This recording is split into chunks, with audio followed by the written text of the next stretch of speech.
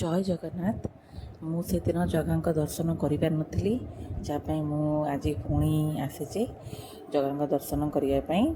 ଆଜି ଦେଖାଯାଉ ଭଗବାନଙ୍କର ଯଦି ଡୋରି ଲାଗିଲା, ଯଦି ଭଗବାନ ଚାହିଁଲେ ତାହେଲେ ମୋତେ ତାଙ୍କ ଦର୍ଶନ ମିଳିପାରିବ। ମୋ ଆକ୍ଚୁଆଲି ମାର୍କେଟରେ କିଛି କାମ ଥିଲା, ସେଥିପାଇଁ ଆମେ ଏପଟେ ହିଁ ଯିବୁ, ତ ଏଇପଟେ ବାଟରେ ହିଁ ଜଗାଙ୍କ ଦର୍ଶନ କରିଦେଇକି ମାର୍କେଟ ଯାଇଥାନ୍ତୁ। ଫାଇନାଲି ଜଗାଙ୍କ ଦର୍ଶନ ହେଇଗଲା। ତାଙ୍କର ଦର୍ଶନ ଦେଖିବା ପାଇଁ ମୁଁ କେବେଠୁ ଅପେକ୍ଷା କରିଥିଲି କି ରଥଯାତ୍ରା ଆସିବ ମାନେ ମୁଁ ଯିବି। ଯେହେତୁ ପୁରୀ ଯିବା ତ ଆମ ଡୋରି ଲାଗିନି, ଯାହାଦ୍ୱାରା ଆମେ ଯାଇପାରିନୁ, କିନ୍ତୁ ଏଇଠି ଠାକୁରଙ୍କୁ ଦେଖିକି ବହୁତ ଭଲ ଲାଗିଲା। ମୋ ଝିଅ ବି ଦେଖିଲା, ମୋ ଝିଅ ଦେଖିବାକୁ କେବେଠୁ କାନ୍ଦୁଥିଲା, କହୁଥିଲା କି ମାମା ମୁଁ ଯିବି ଯିବି।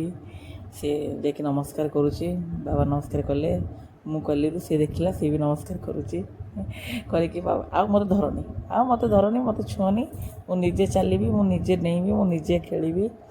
ତାର ଏଇଟା ସବୁବେଳେ।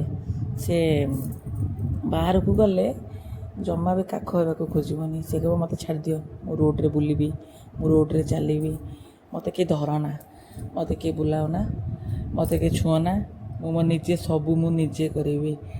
ତାପରେ ରଥ ପାଖ ଆସିଗଲା ପରେ ତାର ଆରମ୍ଭ ହେଇଗଲା। ଏଠି ଦେଖୁଛି ସେ ସବୁ ଛୁଆମାନେ ଚଢ଼ୁଛନ୍ତି, ସେ କହୁଛି ଏଇଠି ମୁଁ ବି ଚଢ଼ିବି। ଲାଷ୍ଟ ଟାଇମ୍ ବି ଆସିଥିଲା ରଥଯାତ୍ରା ପରଦିନ, ସେଦିନ ବି ସେମିତି ଏଇଭଳି ଜିଦି କରିଥିଲା। ବାପା ଚଢ଼େଇଥିଲା, ଆଜି ବି ତା ବାପା ତାକୁ ଚଢ଼ଉଛନ୍ତି ଉପରକୁ। ସେ ବହୁତ ଖୁସି, ସମସ୍ତେ ଖେଳୁଛନ୍ତି, ମୁଁ ବି ଖେଳିବି। ସେ ଜାଣିନି ଯେ ଏଠି କ'ଣ ହୁଏ, କ'ଣ ପାଇଁ ରହିଛି। ସେ ଜାଣିଛି ରଥ ଏଇଟା କାହିଁକି ରହିଛି, ଏଥିରେ କ'ଣ କରନ୍ତି, ତାକୁ କିଛି ଜଣା ନାହିଁ।